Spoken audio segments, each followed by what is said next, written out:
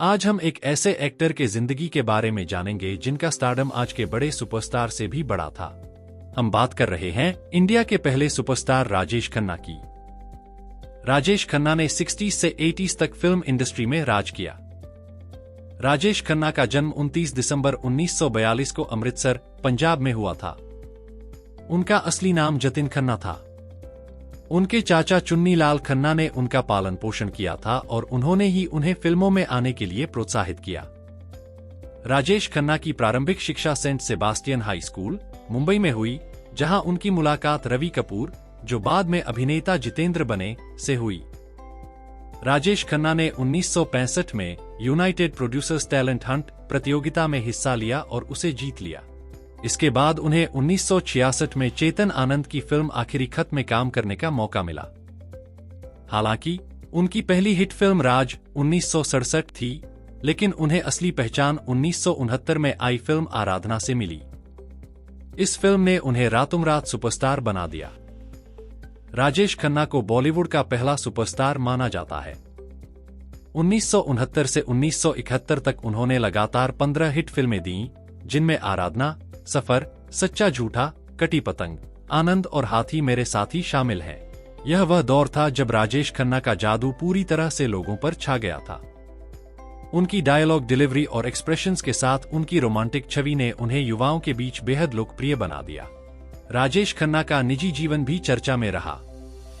उन्होंने 1973 में अभिनेत्री डिंपल कपाड़िया से शादी की, जो उस समय महज 16 साल की थीं।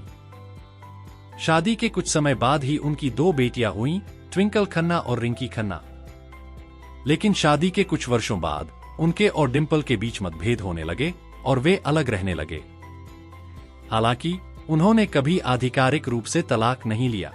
1970 के दशक के अंत में राजेश खन्ना के करियर में उतार चढ़ाव आने लगा।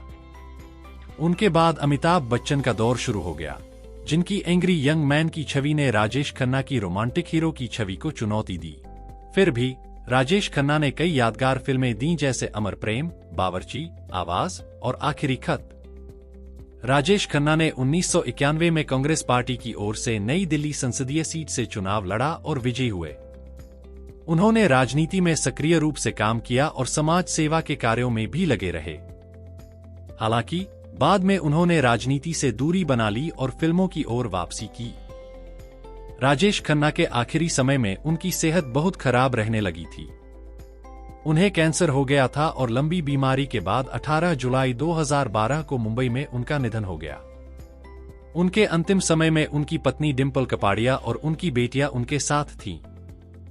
उनके निधन पर पूरा बॉलीवुड और उनके प्रशंसक शोक में डूब गए थे। राजेश खन्ना को उनके अभिनय और योगदान के लिए कई पुरस्कारों से सम्मानित किया गया। उन्हें फिल्म फेयर पुरस्कार, लाइफटाइम अचीवमेंट अवार्ड और कई अन्य सम्मान मिले।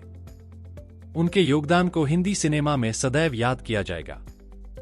उनकी अदाकारी, रोमांटिक अंदाज और चार्म के कारण उन्हें काका के नाम से भी जाना जाता था। राजेश खन्ना ने अपनी फिल्मी यात्रा में 160 से अधिक फिल्में की और कई पीढ़ियों को प्रेरित किया। वे आज भी भारतीय सिनेमा के सबसे महान अभिनेताओं में से एक माने जाते हैं, जिनकी फिल्मों का जादू आज भी दर्शकों के दिलों में जिंदा है। और जानेंगे अगले वीडियो में। वीडियो अच्छा लगा तो लाइक करें और चैनल को सब्सक्राइब करें।